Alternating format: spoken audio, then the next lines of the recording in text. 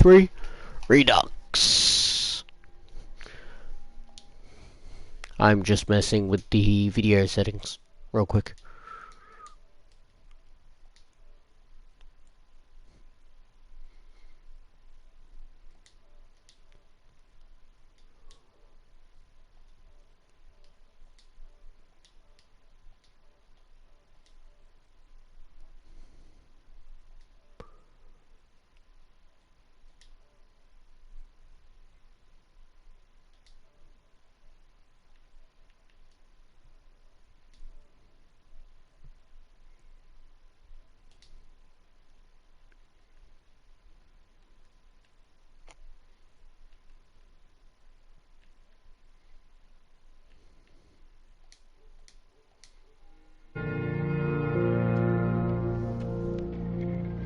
That's a big fucking... Alright. Let's see if I'm coming up live.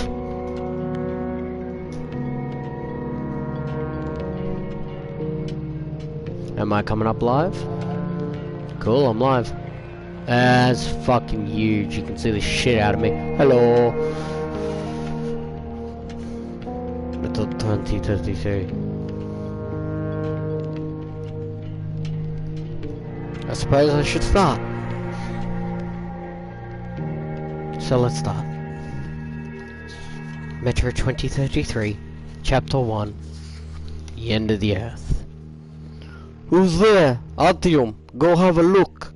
Artyom rose reluctantly from his seat by the fire, and shifting the machine gun from his back to his chest, headed towards the darkness. He stood right at the edge of the lighted area, and then, as loudly and threateningly as he could, he clicked the sight on his gun and shouted gruffly, "Stop! Password!" He could hear quick, staccato footsteps in the darkness where moments ago he had heard a strange rustle and hollow sounding murmurings. Someone was retreating into the depths of the tunnel. Frightened away by Artyom's gruff voice and the rattling of his weapon, Artyom hurriedly returned to the fire and flung an answer at Pyotr Andreevich. Nope, no one came forward. No response, they just ran off. You idiot, you were clearly told, if they do not respond, then shoot immediately. How do you know who that was? Maybe the Dark Ones are getting closer. No, I do not think they were people. Sounds were really strange. Footsteps weren't human either. What? You think I don't know what human footsteps sound like? And anyway, when have the Dark Ones ever run off like that? You know it yourself, Pyotr Andreevich. Lately, they've been lurching forward without hesitation. They've attacked a patrol with nothing but their bare hands, marching straight into machine gun fire. But this thing, it ran off straight away, like some kind of scared animal. Alright, Artyom, you're too smart for your own good. But you've got instructions, so follow them. Don't think about it. Maybe it was a scout, and now it knows how few of us are here, and how much ammunition they need. They might just wipe us out here now for fun. Put a knife to our throat and butcher the entire station just like a Polishkivashkaya. I can't read Russian. And all just because you didn't get rid of that rat. Watch it. Next time I'll make you run after them into the tunnel. It made Artyom shudder to imagine the tunnel beyond the 700 meter. It was horrifying just to think about it. No one had the guts to go beyond the 700th meter to the north. Patrols had made it to the 500th and had eliminated the boundary post with a spotlight on the trolley, convinced themselves that no scum has crossed it. They hastily returned. Even the scouts, the big guys, former Marines, would stop at the 680 meter. They'd turn their burning cigarettes into their cupped palms and stand stock still, clinging to their night vision instruments, and then they'd slowly, quietly head back, without taking their eyes off the tunnel, never turning their backs to it. They were now on patrol at the 450th meter. 50 meters from the boundary post. The boundary was checked once a day, and today's inspection had been completed several hours ago.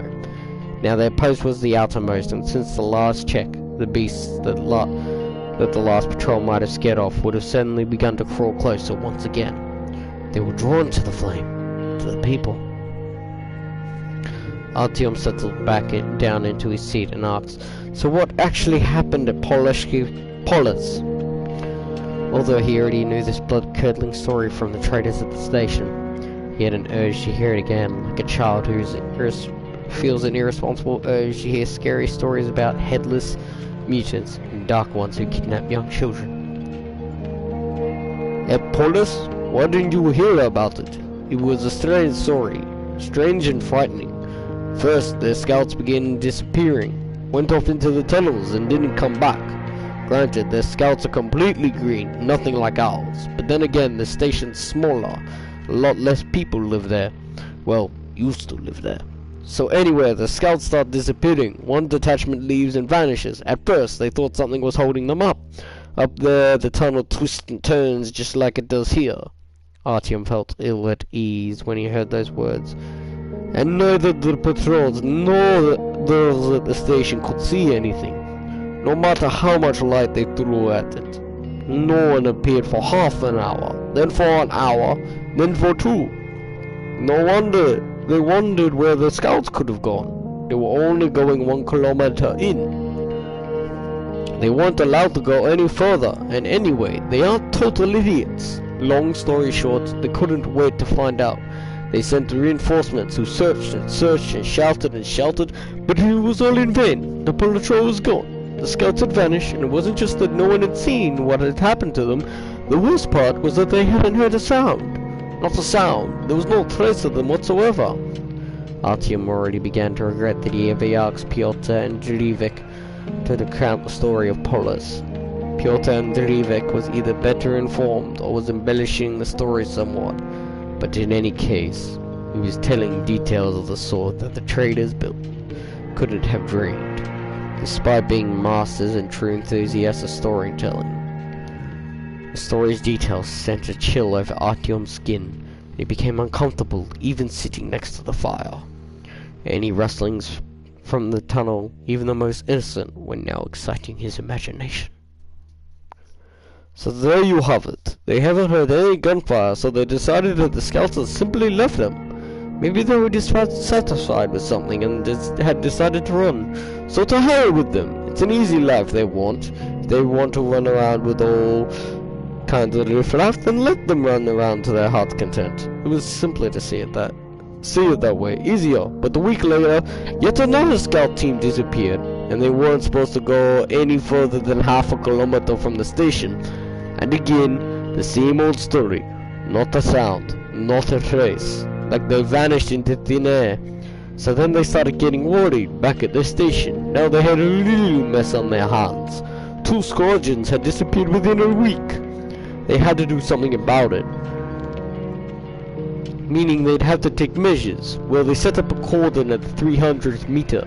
They dragged sandbags to the cordon, set up machine guns and a spotlight. According to the rules of fortification, they sent a runner to Begovoya.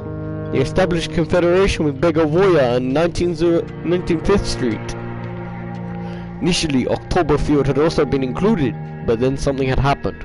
No one knows exactly what. Some kind of accident. Conditions there had become unlivable, and everyone had fled. Anyway, they sent a runner to Begovoya to warn them that. And as they said, trouble was afoot, and to ask for help should anything happen. The first runner had only made it to Begovoya, and the people there were still considering an answer, when a second runner arrived at Begovoya, lathered in sweat, and said that the reinforced cordon had perished to a man, without firing a single shot. Every last one of them had been slaughtered, and it was as if they were butchered in their sleep. That's what was scary.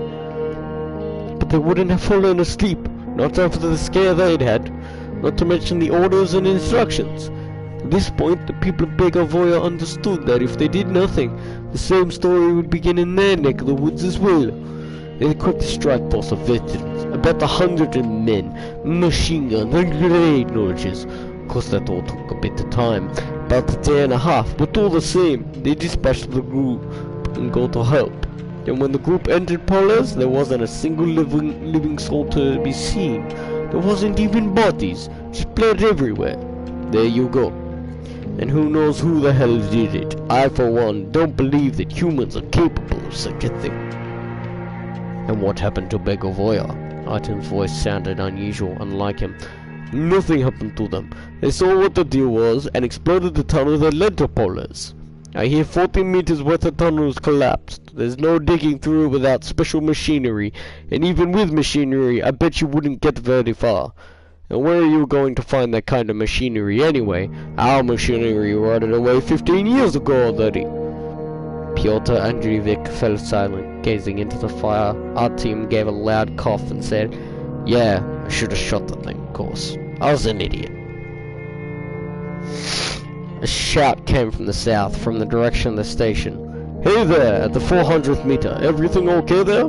Pyotr Andreevich folded his hands into the shape of a megaphone and shouted in reply, "Come closer! We got a situation here!" Three figures appeared in the tunnel from the station, their flashlights shining, probably patrol members from the 300th meter. Stepping into the light of the fire, they put out their flashlights and sat down. "Hi there, Pyotr. So it's you here, and I'm thinking to myself, who'd they send off to the edge of the earth today?" said the senior patrolman, smiling and shaking a cigarette from his pack. Listen, Andrukiyaka. One of my guys saw someone up there, but he didn't get to shoot. It hid in the tunnel. He says it didn't look human." "Didn't look human? What did it look like then?" "Yeah, all my Russian accents sound the same. It's fucking stupid." Andrei turned to Artyom. "I didn't even see it. I just asked for the password, and it ran right off, heading north. But the footsteps weren't human. They were light and very quick, as if it had 4 legs instead of 2. "Or 3, winked Andrei, making a scary face. Artyom choked, remembering the stories about the 3-legged people from the Filevskia line, where some of the stations went up to the surface. And the tunnel didn't run very deep at all, so they had almost no protection from the radiation. There were 3-legged things, 2-headed things, and all kinds of weird shit crawling all over the metro from those parts. Andrei took a drag of his cigarette and said to his men, "Alright guys, since we're already here, why don't we sit down for a while? If any 3-legged things call up on these guys again, we'll lend a hand. Hey Artyom, got the kettle?" Pyotr Andreevich got up and poured some water from a canister into a beat-up, soot-covered kettle and hung it over the flame. In a few minutes, the kettle began to whistle as it came to a boil. The sound, so domestic and comforting, made Artyom feel warmer and calmer. He looked around at the men who were sitting at the fire, all of them strong, dependable people, hardened by the challenging life they led here. You could trust men like these.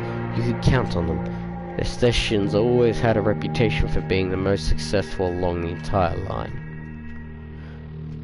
And that was all thanks to the men gathered here, and to others like them. They were all connected to each other with warm, almost brotherly bonds.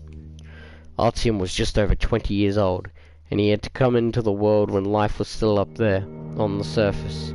He wasn't as thin as pale as the others who'd be born in the metro, who wouldn't dare go up to the surface for fear of radiation and the searing rays of the sun, which is so ruinous for underground dwellers. True, even Artyom, as far as he could remember, had been on the surface only once, and then it was only for a moment. The background radiation there had been so bad that anyone who got a bit too curious would be completely fried within a couple of hours, before he even managed to enjoy a good stroll and see his fill of the bizarre world that laid on the surface. He didn't remember his father at all. His mother had been with him until he was 5 years old. They lived at Timiriaskaya. Things had been good, and life had been gone smoothly and peacefully. Until Timiriaskaya? Yeah, fell victim to a rat infestation. One day, one second.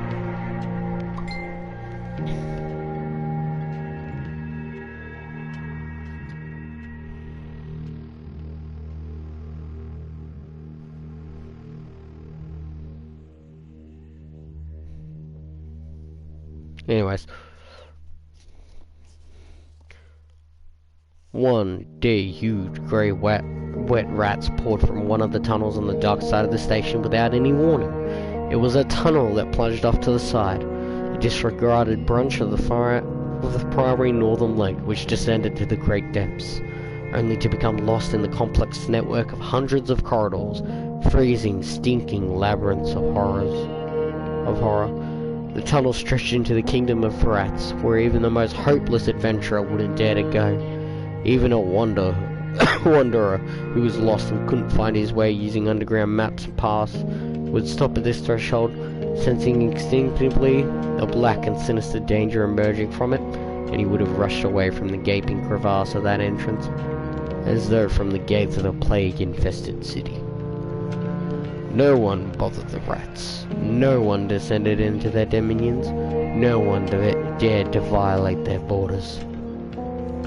They came to the people. Many people perished that day when a living torrent of gigantic rats, bigger than had ever been seen at either the stations or in the tunnels, had flooded through the cordons in the station, burying all of its defenders and its population, muffling their dying screams with mass of its bodies, consuming everything in its path, the living, the dead, and their own fallen comrades. The rats tore ahead, further and further, blindly, inexorably propelled by a force beyond human comprehension. Only a few men remained alive, no women, no old men or children, none of the people who would normally have been saved first, but rather 5 healthy men who managed to keep ahead of the death-wreaking torrent. The only reason they outrun it was because they happened to be standing near a trolley on watch in the southern tunnel. Hearing the shouts from the station, one of them sprinted to see what happened. Timia Yasuskiya was already perishing when he caught sight of it as he entered the station. At the station's entrance, he understood what had happened from the first rivulet of rats seeping onto the platform. He was about to turn back, knowing that he couldn't possibly help those who were defending the station, when suddenly his hand was seized from behind. He turned around and a woman, her face contorted with horror, pulling insistently at his sleeve, shouted in an effort to overcome the many-voiced choir of despair, "Save him, soldier! Have mercy!" He saw that she was handing him a child's hand, a small, chubby hand, and he grabbed the hand without even thinking that he was saving someone's life, and pulling the child behind him, and then picking up and tucking him under his arm, raced off with the front-runner rats in a race with death, forward through the tunnel where the trolley was waiting with his fellow patrolmen. He started to shout at them from afar, from a distance of 50 meters or so, telling them to start up the trolley. The trolley was motorized, the only one of its kind in the surrounding 10 stations. It was the only because of that they were able to outrun the rats. The patrolman raced forward and flew through the abandoned station of Dmitrovskaya at full speed, where a few hermits had sought shelter, just managing to shout to them, "Run, rats!" without realizing there was no chance of the hermits saving themselves as they approached the cordons of Savlyoskoya, with whom, thank God, they had peaceful arrangements. They slowed down there so they wouldn't be fired at. They would have been taken for raiders at such high speed, and they shouted at the top of their lungs to the guards, "Rats! The rats are coming!" They prepared to keep running right through Savlyoskoya and further along the line, prepared to be begged to be led through, as long as there was somewhere further to go, as long as the grave lava had inundated the entire metro. But luckily, there was something at Slavskoya that would save them, the station, and perhaps the entire Subkuskopsko-Timaliazovskaya branch. They were nearly at the station, soaked in sweat, shouting at the Savlyoskaya guards about their narrow escape from death. Meanwhile, the guard at the post was quickly pulling from cover off some sort of impressive-looking piece of kit. It was a flamethrower, assembled by the local craftsmen from spare parts, homemade but incredibly powerful. When the first ranks of the rats became visible, gathering force, and you could hear the rustling and the scratching of 1,000 rats' paws from the darkness, the guards fired up the flamethrower, and they didn't turn it off until the fuel was spent. A howling orange flame filled the tunnel for tens of meters and burned the rats, burned them all without stopping for 10, 15, 20 minutes. And the tunnel was filled with the repulsive stench of burnt flesh and the wild screeching of rats. Behind the guards of Savlioska, who become heroes and headed fame along the entire metro line, the trolley became to a stop, cooling down. On it were the 5 men who had fled from Timiyevskaya station, and was one more, the child they had saved, a boy, Artidil. The rats retreated. Their blind will had been broken by one of the last inventions of human military genius. Humans had always been better at killing than any other living being. The rats flowed backwards and returned to their enormous kingdom, whose true dimensions were known to no one. All of these labyrinths lying in incredible death were so mysterious, and it seemed completely useless for the functioning of the metro. It seemed hard to believe. It was hard to believe, despite the assurances of the various persons of authority on the matter, that all of this was built by ordinary metro builders. One such person of authority had once worked as a conductor assistant on an electrical train in the old days. There were hardly any of his kind left, and they were greatly valued, because at first they had proven to be the only ones who could find their way around, and they didn't give in to fear the moment they found themselves outside the comfortable and safe capsules of the train. In the dark tunnels of the Moscow metro, in the stone bowels of great metropolis, everyone at the station treated their conductor's assistant with respect, and taught their children to do the same. It was for that reason, probably, that Artyom had remembered him. Remembered him all his life, a thin, haggard man, emaciated by the long years of work underground, who wore a threadbare and faded metro employee uniform that had long ago lost its chic, but that he donned with the same pride a retired admiral would feel when putting on his parade uniform. Even Artyom, still just a kid at that time, had seen a certain dignity and power in that sickly figure of the conductor's assistant. Of course he did. For all those who survived, the employees of the metro were like local guides to scientific expeditions in the jungle.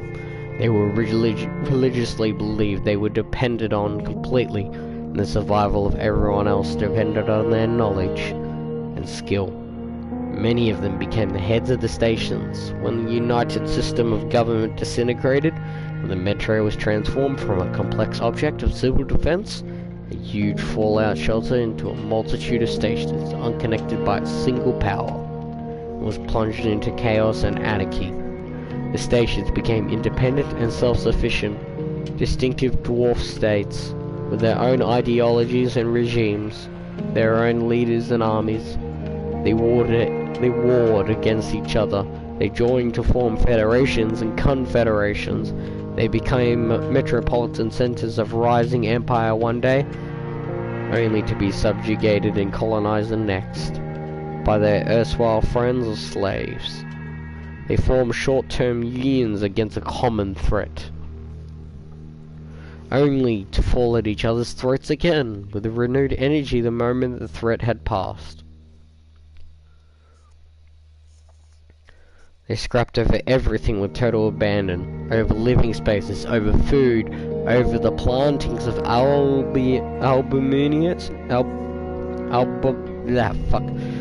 over the plantings of yeast, the crops of mushrooms that didn't require any sunlight, the chicken coops and pig farms where pale subterranean pigs and emaciated chicks were raised on colorless underground mushrooms. They fought, of course, over water, that is, over filters, barbarians who didn't know how to repair filtration systems that had fallen into disuse, and were dying from water that was poisoned by radiation, threw themselves with animal rage upon the bastions of civilized life. The stations where the dynamo machines, the small homemade hydroelectric stations, functioned correctly, where filters were repaired and cleaned regularly, were tended by the caring female hands. The damp ground was punctuated with the little white caps of champignons, and well-fed pigs grunted in their pens. They were driven forward in their endless and desperate onslaught by an instinct for self-preservation, and by that eternal revolutionary principle, conquer and divide. The defenders of successful stations, organized into battle-ready divisions by former military professionals, stood up to the assaults of vandals to the very last drop of their blood. They went on to launch counterattacks and won back every meter of the interstation tunnels with a fight. The stations amassed their military power in order to answer any incursions with punitive expeditions in order to push their civilized neighbors from territory that was important for sustaining life. If they hadn't managed to attain these agreements by peaceful means, and in order to offer resistance to the crap that was climbing out and leaking out of every hole and tunnel, these were strange, freakish, and dangerous creatures, the likes of which might as well have brought Darwin himself to despair with their obvious lack of conformity to the laws of evolutionary development. As much as these beasts might differ from the animals humans were used to, and whether they had been reborn under the invisible and ruinous rays of sunlight, turned from inoffensive representatives of urban fauna into the spawn of hell, or whether they had always dwelled in the depths only now to be disturbed by man, still they were evident part of life on Earth, disfigured, perverted, but a part of life here all the same. Quick question, how do you get pigs and chickens in metro tunnels?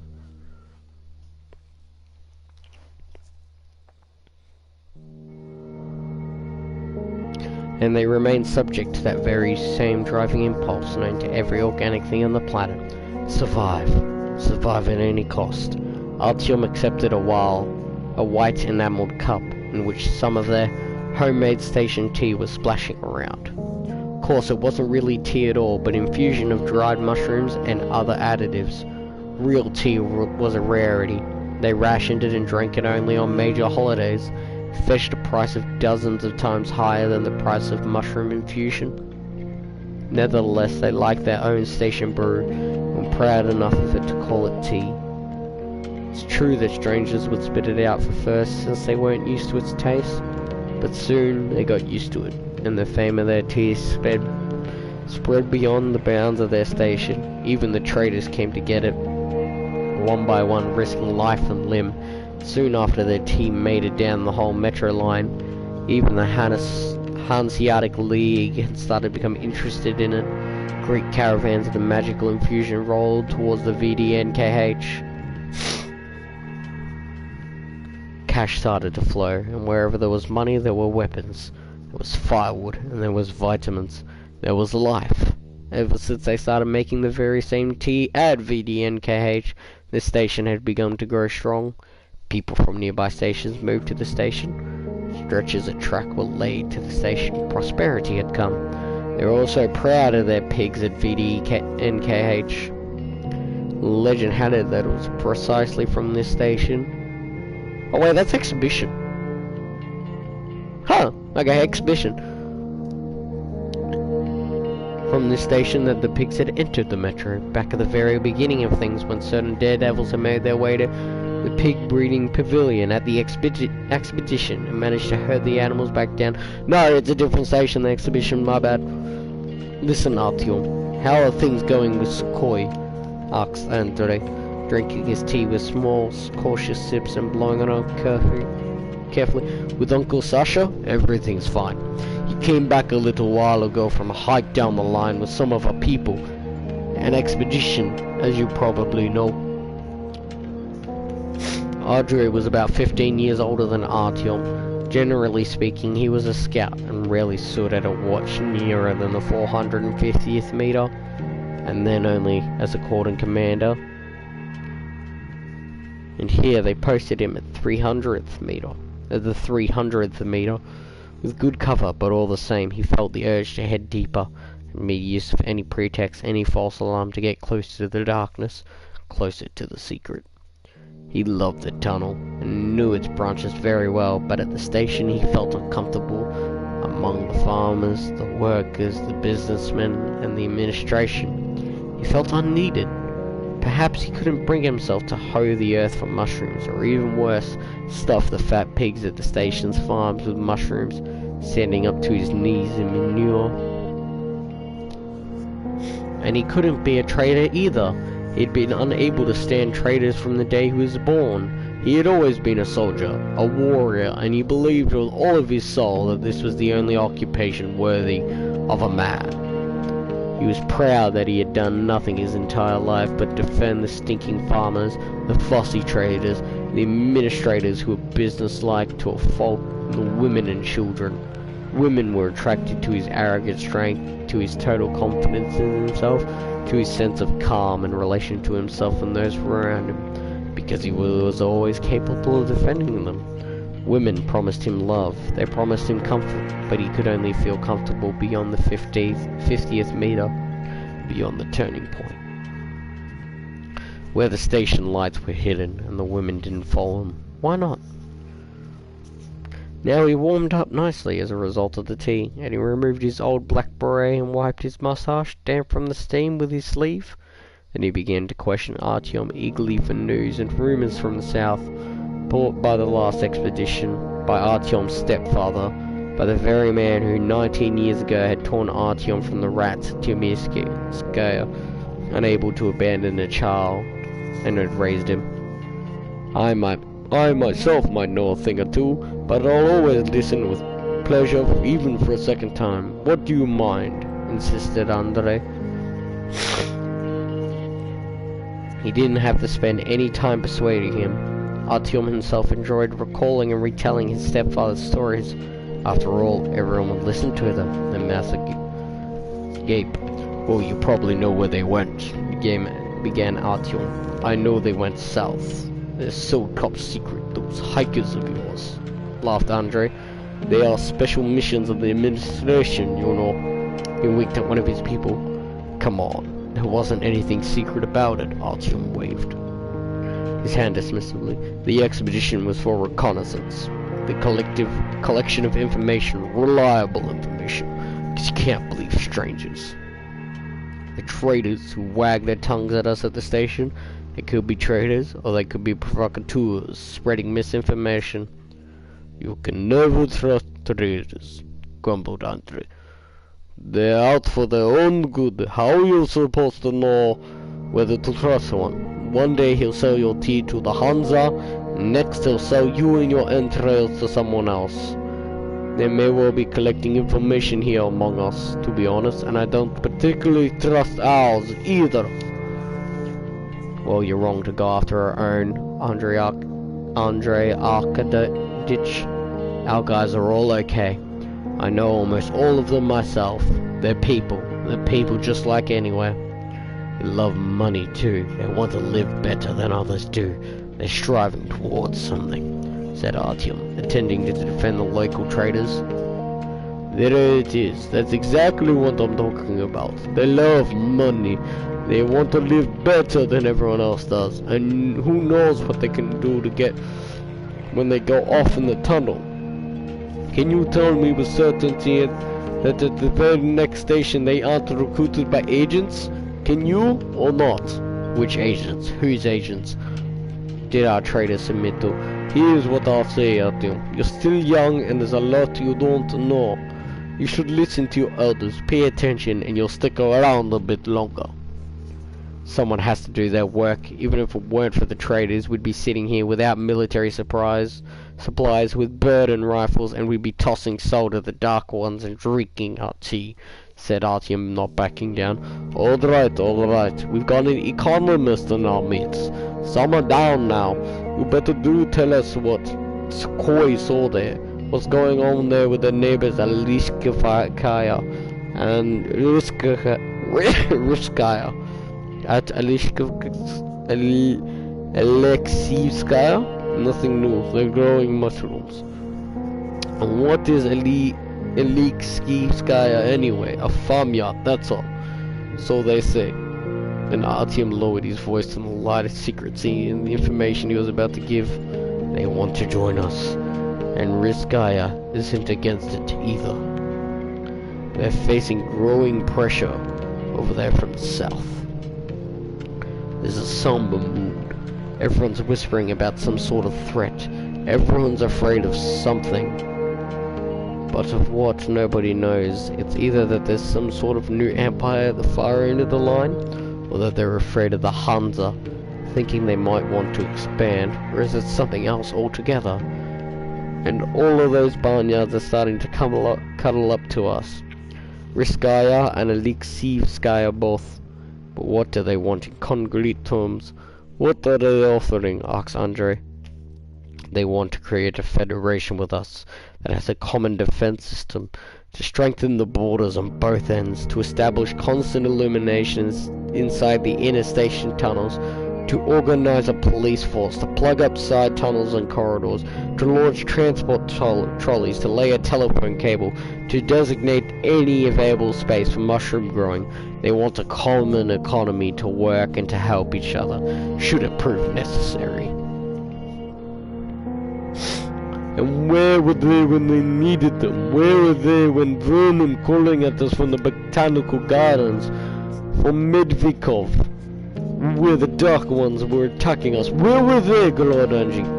Don't drink, Sasandri. Be careful, interceded Piotr Andreevich. There aren't any dark ones here for some time being. Knows well. It wasn't us who defeated them. Something happened that was one of their own doing, or something upon themselves, and now they've quieted down. They might be saving up their strength for now, so union won't hurt us. All the more so. If we unify with our neighbors, it'll be to the benefit, and for the good as well. And we'll have freedom and equality and brotherhood, said Andrei, ironically counting on his fingers. What, you don't want to listen? Asked Artyom, offended. No, go ahead, Artyom. Continue, said Andrei. We'll have it out with Piotr later. This is a long-standing argument between us. Right then. And they say that their chief supposedly agrees, doesn't have any fundamental objections, just necessary to consider the details. Soon there will be an assembly, and then a referendum.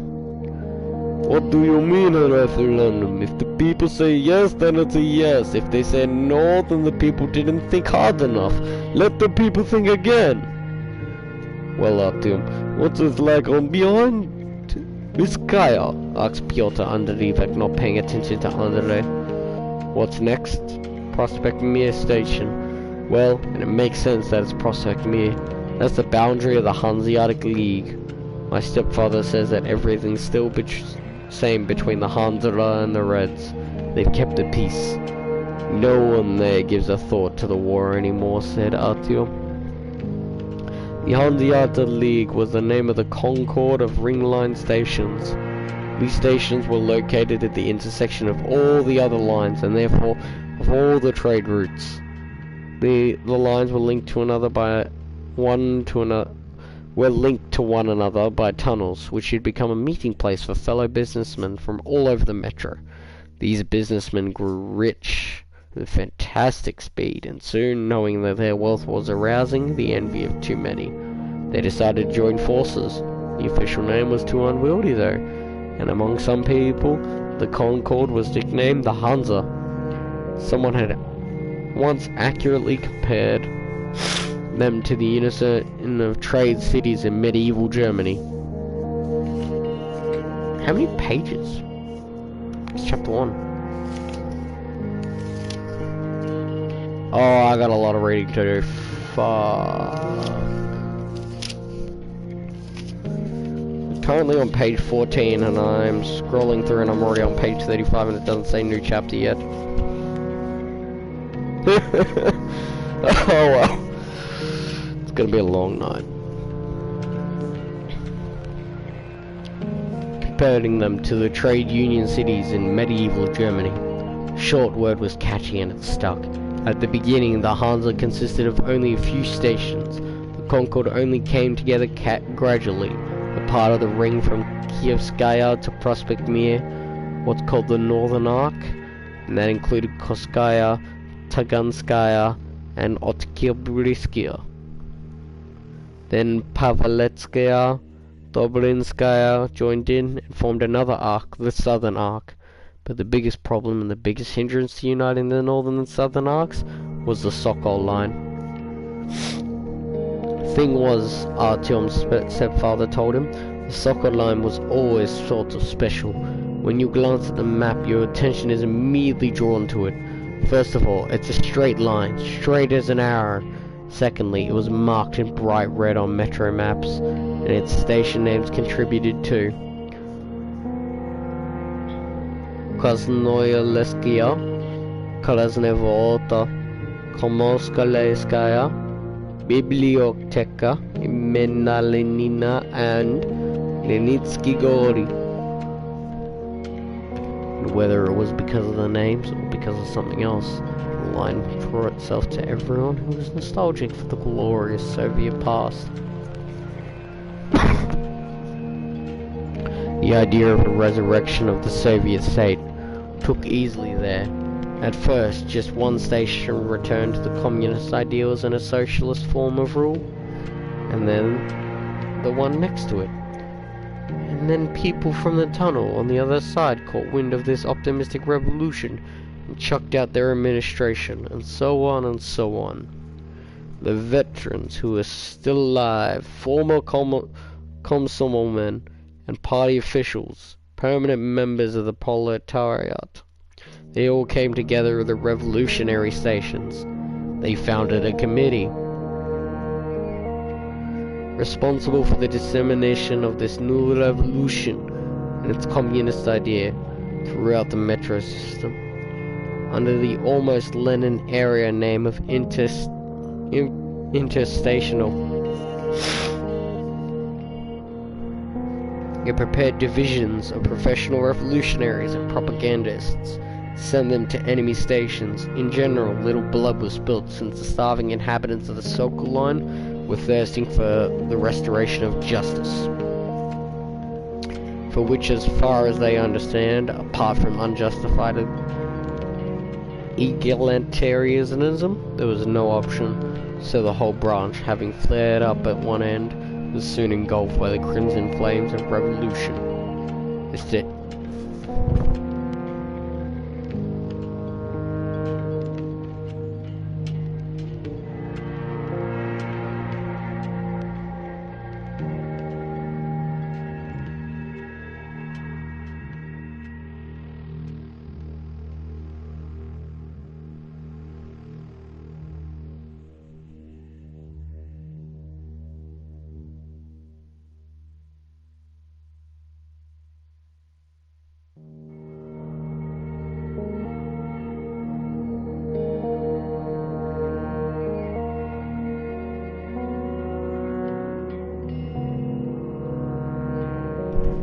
My sincerest apologies, I was just delivered dinner.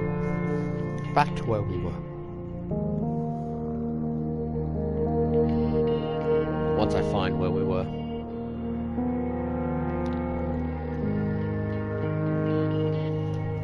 Holy shit, I lost where we were.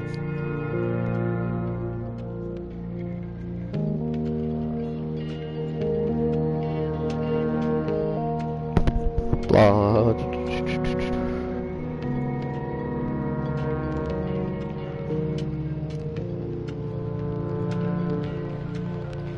So the whole branch, having fled, became Krovskaya again. Lebankia became Dezivskaya.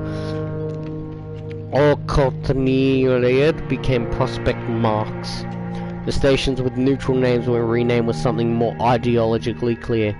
Sportivnaya became Kommunistiknaya. Sokoliniki became Stalinskaya.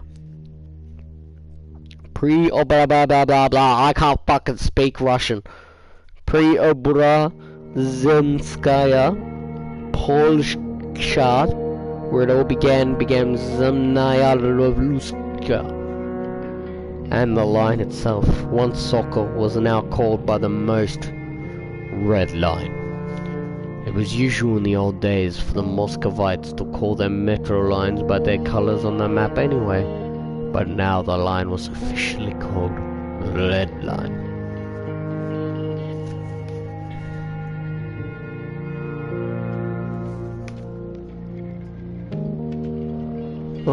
see what it means. I'll just show quickly to preview, if I can get that to the camera and the camera's working. That giant line there is the red line.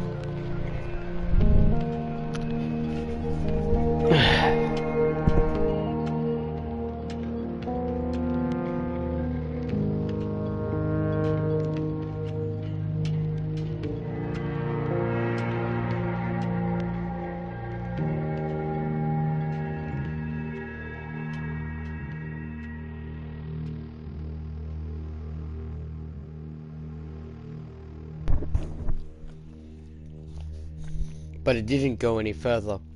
When the red line had formed itself and had ideas about spreading itself through the metro, patience quickly wore thin at other stations. Too many people remembered the Soviet era. Too many people saw the agitators that were sent by the interstational throughout the metro as a tumor that was metastasizing, threatening to kill the whole organism. And as much as the agitators and propagandists promised electricity for the whole metro, that by joining with the Soviet powers they would experience real communism, it was unlikely that this had come from any actual slogan of Lenin's. It was so exploitative. People beyond their boundaries weren't tempted. The interstational sloganeers were caught and thrown back to the Soviet territory. Then the Red leadership that decided it was time to act more resolutely. The rest of the metro wouldn't take up the merry revolution flame, then they would need to be lit from underneath. Neighboring stations, worried about the strengthening communist propaganda, also came to the same conclusion. Historical experience demonstrates, well, that there isn't any better way of injecting communist bacilli into an area than with a bayonet. Ooh.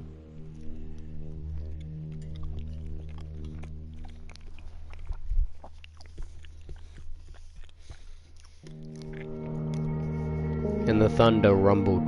The coalition of anti-communist stations, directed by the Hansa, broke the red line, wanting to get closer to the ring circle. Took up the call. The Reds, of course, didn't expect the organized resistance and had overestimated their own strength. The easy victory they had anticipated couldn't even be seen in the distant future. The war turned out to be long and bloody, wearing on and on. Meanwhile, the population of the metro wasn't all that large. It went on for almost a year and a half and mostly consisted of battles for position, involving guerrilla excursions and diversions. The barricading of tunnels, the execution of prisoners, and several other atrocities committed by either side. All sorts of things happened. Army operations, encirclement, the breaking of encirclement, various feats. There were commanders, heroes, and traitors, but the main feature of this war, that was neither of the belligerent parties could shift from the front line any considerable difference. Sometimes it seemed that one side was gaining an edge, would take over an adjacent station, but their opponent resisted, mobilizing additional forces, and the scales would tip to the other side. Hold up one second, ladies and gentlemen, we'll just need to take a small break because I'm starving.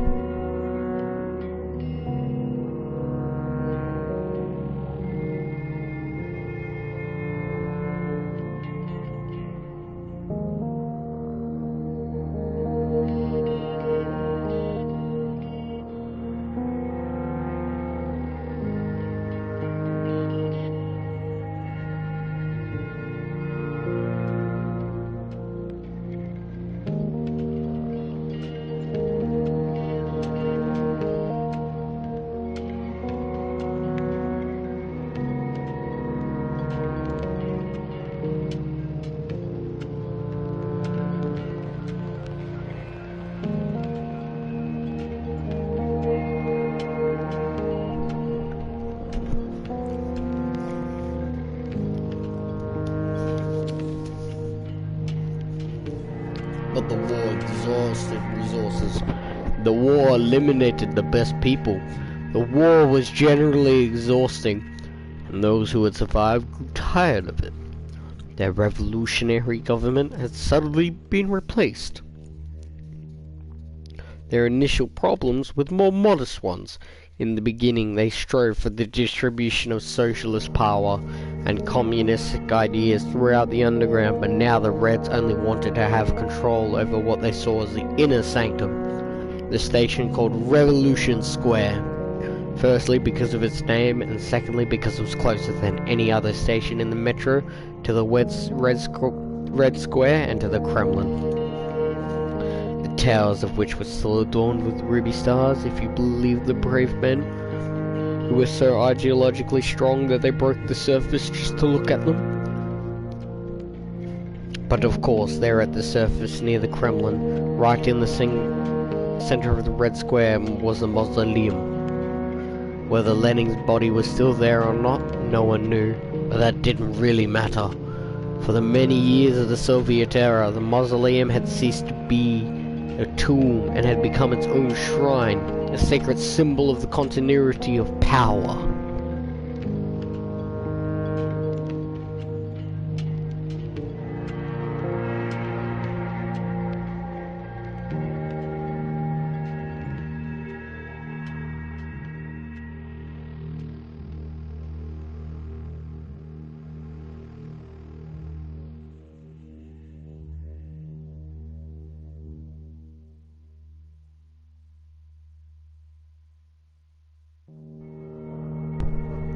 Great leaders of the past started their parades there. Current leaders aspired to it. Also, they say that from the offices of the Revolution Square station there are secret passages to the covert laboratories of the mausoleum, which lead directly to the coffin itself. The Reds still had prospect marks. Formerly Okontri Riyadh, which was fortified and had become a base from which attacks on Revolution Square were launched. More than one crusade was blessed by the revolutionary leadership and sent to liberate this station and its tomb. But its defenders also understood what meaning it held for the Reds, and they stood to the last. Revolution Square had turned into an unapproachable fortress. The more severe and bloody fights took place at the approach to the station. The biggest number of people were killed there. There was plenty of heroics, those that faced bullets with their chests, brave men who tied grenades to themselves to blow themselves up together with an enemy artillery point, and those that used forbidden flamethrowers against people. Everything was in vain. They recaptured the station for a day, but didn't manage to fortify it, and they were defeated, retreating the next day when the coalition came back with a counterattack. Exactly the same thing was happening at Lenin Library. That was the Reds' fort, and the coalition forces repeatedly tried to seize it from them. The station had huge strategic value because they could split the Red Line into two parts there, and then they would have had a direct passage to three other lines, which Red Line doesn't intersect anywhere else.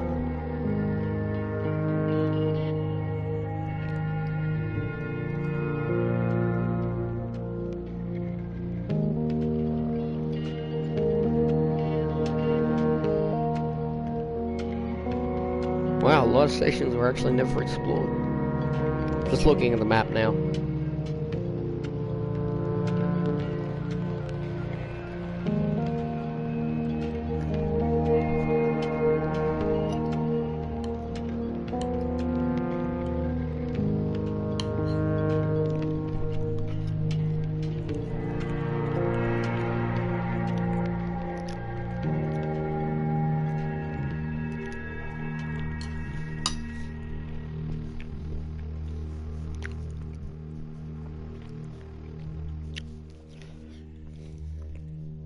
And then they would have a direct passage to the three other lines, with which the Red Line doesn't intersect anywhere else. It was the only place. It was like a lymph gland infected with the Red Plague, which would then be spread against the whole organism. And to prevent this, they had to take the Lenin Library. Had to take it at any cost. But as unsuccessful as the Reds' attempts were to take a revolution square, the efforts of the coalition to squeeze them out of Lenin Library were equally fruitless. Meanwhile, people were tiring of the fight. Desertion was already rife, and there were indications of the fraternization was when soldiers from both sides laid down their arms upon confrontation. But unlike the First World War, the Reds didn't gain an advantage.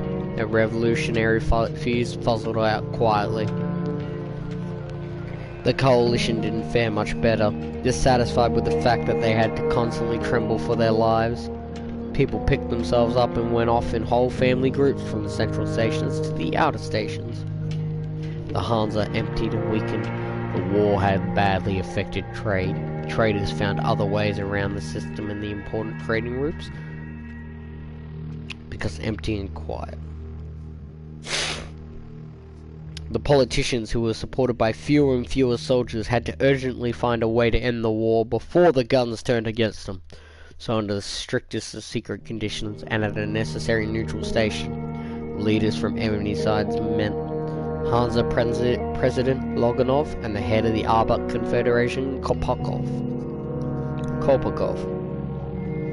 They quickly signed a peace agreement. The parties exchanged stations. The Red Line received the dilapidated Revolution Square, but conceded the Lenin Library to the Arbat Confederation. It wasn't an easy step for either to make. The Confederation lost one of its parts, along with its influence over the Northwest. The Red Line became punctuated, since it was now a station in the middle of it, didn't belong to it, and had cut it in half. Despite the fact that both parties guaranteed each other the other right to free transit through their former territories, that sort of situation couldn't help but upset the Reds. But what the coalition was proposing was too tempting, and the Red Line didn't resist. The Hansa gained more of an advantage from the agreement, of course, because they could now close the ring, removing the final obstacles to their prosperity. They agreed to observe the status quo, an interdiction about conducting propaganda and subversive activities in the territory of their former opponent. Everyone was satisfied. And now, when the cannons and the politicians had gone silent, it was the turn of the propagandists to explain to the masses that their own side had managed an outstanding diplomatic feat and, in essence, had won the war.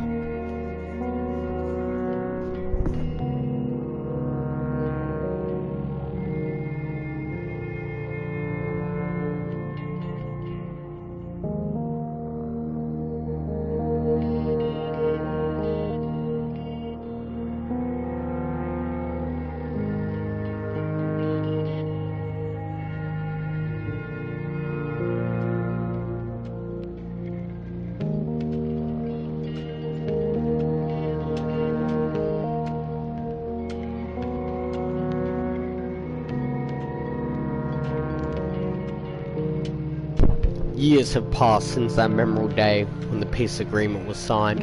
It was observed by both parties too. The Hansa found in the Red Line a favourable economic partner, and the latter left behind its aggressive intentions. Comrade Moskvin, the Secretary General of Communist Party of the Moscow Underground, in the name of V.I. Lenin, dialectically proved the possibility of constructing communism in one separate metro line. The old enmity was forgotten.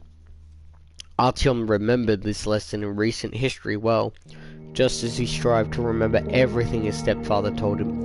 "It's good that Sulta came to an end," but Pyotr Andreevich said, "It's impossible to go anywhere near the ring for a year and a half.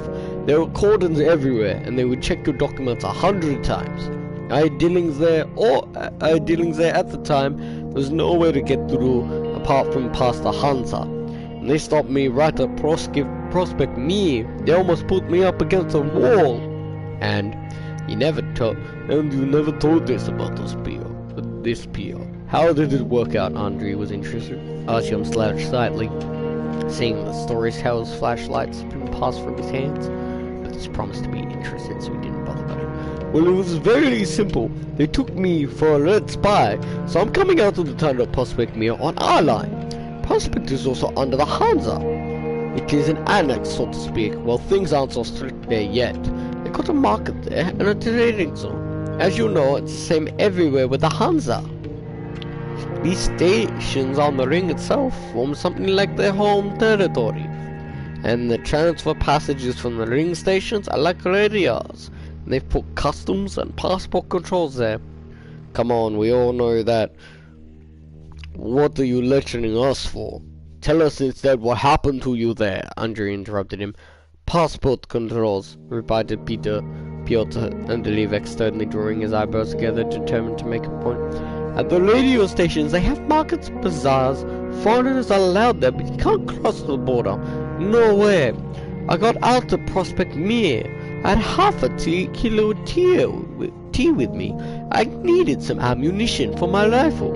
I thought I'd make a trade. Well, turns out they're under martial law. They won't let go of any military surprise.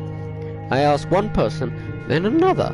They all make excuses and sidle away from me. Only one whispered to me, "What ammunition, you moron? Get the hell out of here and quick." They probably already informed on you. I thanked him and headed quietly back into the tunnel. Right at the exit, a patrol stops me and whistles ring out from the station. Still another detachment is running toward us. They ask me for my documents. I give them my passport with our station stamp. They look at it and carefully and ask, "Where's your pass?" I answered, surprised. "What pass?" It turns out to get to the station you're obliged to get a pass. Near the tunnel's exit there's a little table. They have an office there. They check identification and issue a pass when necessary. They're up to their ears in bureaucracy, the rats. How I made it past that table, I don't know. What didn't the blockhead stop me, and now I'm the one who has to explain myself to the patrol? So this musclehead stands there with his shaved skull and his camouflage, and he says, "He slipped past, he snuck past, crept past." He flips further through my password and sees a Sokol stamp there. I lived there early at Sokol. He sees the stamp and his eyes all filled with blood. Like a bull seeing red. He jerked his gun from his shoulders and roars, "Hands over your head, you scum." His level of training was immediately apparent. He grabs me by the scuff of my neck and drags me across the entire station to the pass point and passage to his superior and says threateningly, "Just you wait. All I need is to get permission from the command and you'll be against the wall, spy."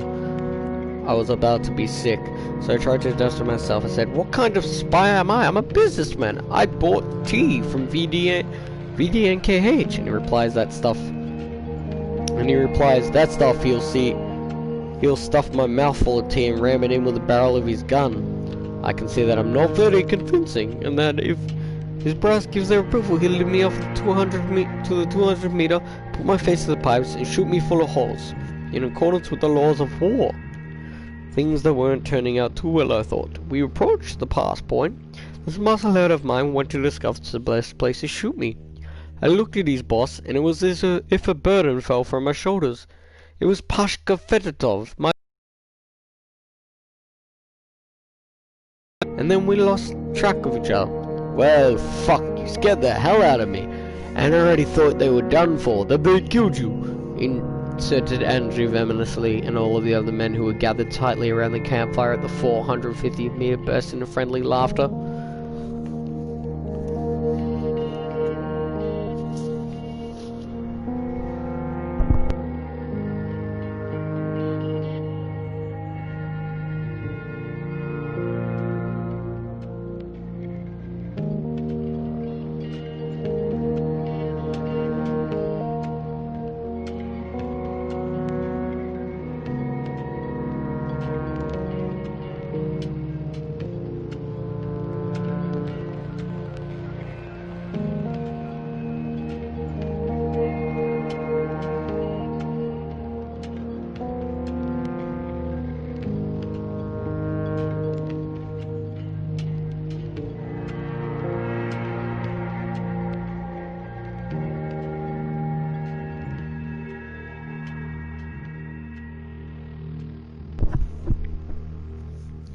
Even Piotr Andreevich himself, first glancing angrily at Andrei, couldn't resist himself and smiled. Laughter sounded along the tunnel, giving birth, somewhere in its depths, to a distorted echo. A sinister screech that sounded unlike anything, and everyone gradually fell silent upon hearing it. From the depths of the tunnel, from the north, the suspicion sounds were rather distant now. There were rustlings and light rhythmic steps. Andre, of course, was the first to hear them. He went silent and instantly waved a hand to signal the others to be quiet too. And he picked up his machine gun from the ground and jumped up from where he was sitting. Slowly undoing his safety catching, loading a cartridge, his back to the wall, he silently moved from the fireside into the tunnel. Artyom got up too. He was curious to see who he had missed the last time. But Andre turned back and frowned at him angrily. He stopped at the border of the darkness, put his gun to his shoulder, and lay down flat, shouting, "Give me some light!" One of his guys, holding a powerful accumulator flashlight, which had been assembled from old car headlights, turned it on, and the bright beam ripped through the darkness. Snatched from the darkness, a fuzzy silhouette appeared on the floor for a second. It was something small, something not really scary looking, something which rushed back to the north. Artyom couldn't resist himself and cried out, "Shoot, it's getting away!" For some reason, Andre did not shoot. Pyotr Andreevich got up too, keeping his machine gun at the ready, said, "Andreyuka, still alive?" The guy sitting at the fire whispered in agitation, hearing the lock of Andre's gun slide back. Finally, Andre appeared in the light of the flashlight, dusting off his jacket. "Yes, I'm alive, he said, laughing. "Why are you snorting, Pyotr?" Andreevich asked him suspiciously.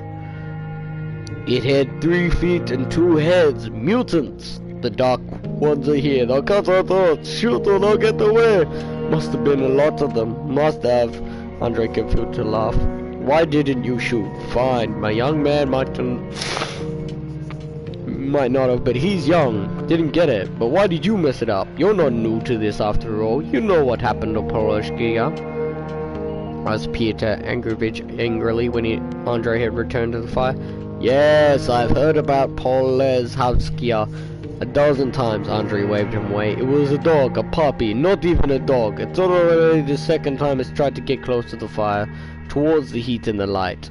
You almost took him out, and now you're asking me why I'm being too considerate? Knackers."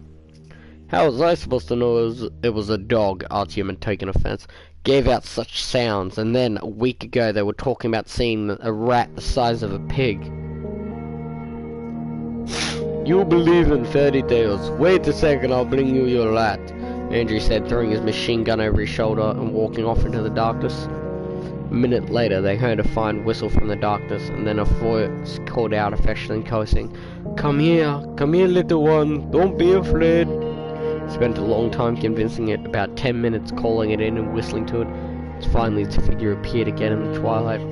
He returned to the fire and smiled triumphantly as he opened his jacket.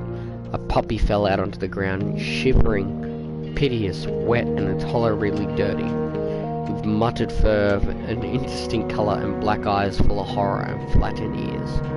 Once on the ground, he immediately tried to get away, but Andre's firm hand grabbed it and held it in place, petting it on its head. He removed his jacket and covered up the little dog. "The puppy needs to be warmed up," he explained. "Come on, Andre, it's a flea bag." Pyotr Andrei tried to bring Andre to his senses. "And he might even have worms.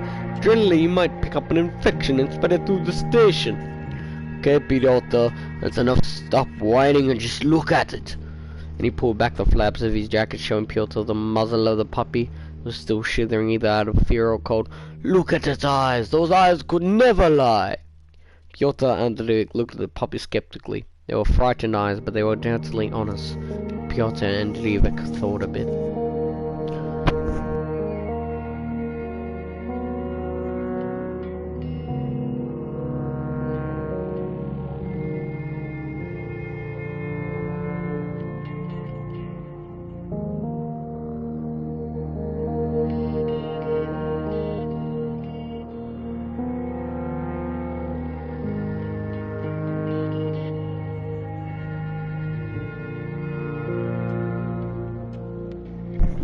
Alright, you nature lover, wait, I'll find something for him to chew on. He muttered and started looking in his rucksack. Have a look, you never know, maybe something useful will grow from it. A German Shepherd, for example, Andre said and moved the jacket containing the puppy close to the fire. But where could a puppy come from to get here? There aren't any people in that direction, only dark ones. Do the dark ones keep dogs? One of Andre's men, a thin man with tousled hair who hadn't said anything now, asked. He looked suspiciously at the dog. Puppy who had dozed off in the heat. You're right, of course, Giddu. Andre answered seriously. The dark ones don't keep pets as far as I know. Well, how do they live then? What do they eat anyway? Asked another man, scratching his unshaven jaw with a lighter electric crackling sound. He was tall and obviously battle-hardened, broad-shouldered and thick-set, with a completely shaven head. He was dressed in a long and well-sewn leather cloak, which in this day and age was a rarity. What do they eat? They say they eat all kinds of junk. They eat carrion, they eat rats, they eat humans. They're not picky, you know, answered Andre, contorting his face in disgust. Cannibals, asked the man with a shaved head without a shadow of surprise. And it sounded as though he'd come across cannibals before. Cannibals, they're not even human, they're undead. Who knows who the hell they are?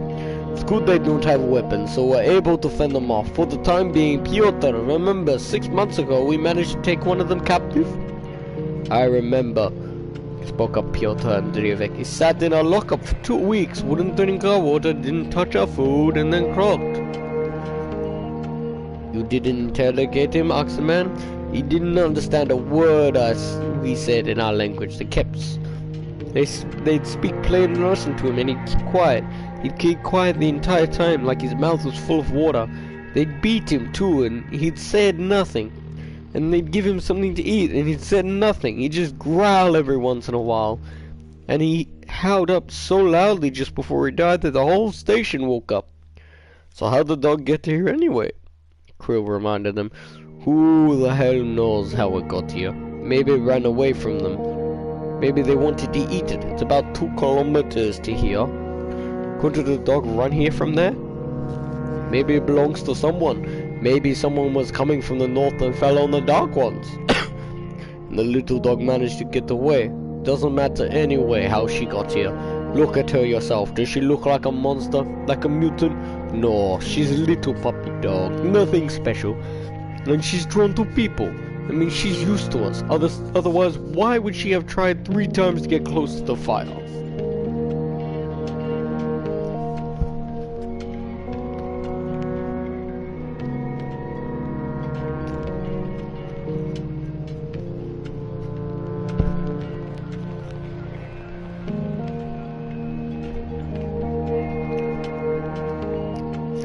Kirill went silent, thinking through the argument. Piotr Andreevich filled up the kettle with water from the canister and asked, Anyone want more tea? Let's have a final cup. Soon it will be time for us to be relieved. Tea? Now you're talking. Let's have some. Andre said. The others became animated at the idea as well. The kettle came to a boil. Piotr Andreevich poured another cup for those who wanted it and made a request. You guys, there is no point in talking about the Dark Ones. The last time we were sitting here like this and talking about them, they crawled up. Other guys told me that the very same thing happened to them. Maybe it's just a coincidence. I'm not superstitious, but what if it's not? What if they can sense it? Our shifts almost all over already. What do we need those shenanigans for at the last minute? Yeah, actually, it's probably not worth it, seconded argument, Artyom.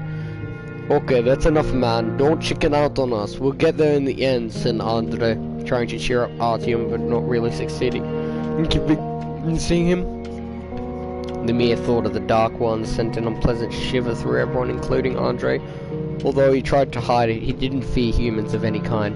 Not bandits, not cutthroat anarchists, not soldiers of the Red Army, but the undead disgusted him. And it wasn't that he was afraid of them, but that he couldn't stay calm when he thought about them, or indeed any other danger. Everyone felt quiet. A heavy, oppressive silence came over the men grouped around the fire. The knobbly legs in the fire were crackling, and to the north a muted, deep-chested, croaking sound in the tunnel could be heard from time to time in the distance, as if the Moscow metro were the giant intestine of some unknown monster. And these sounds were really terrifying. And that is Chapter 1. I'd like to thank everyone for being here for the first edition of Storytime. This was the first chapter of Metro 23. I've been your host. I'll see you all next time.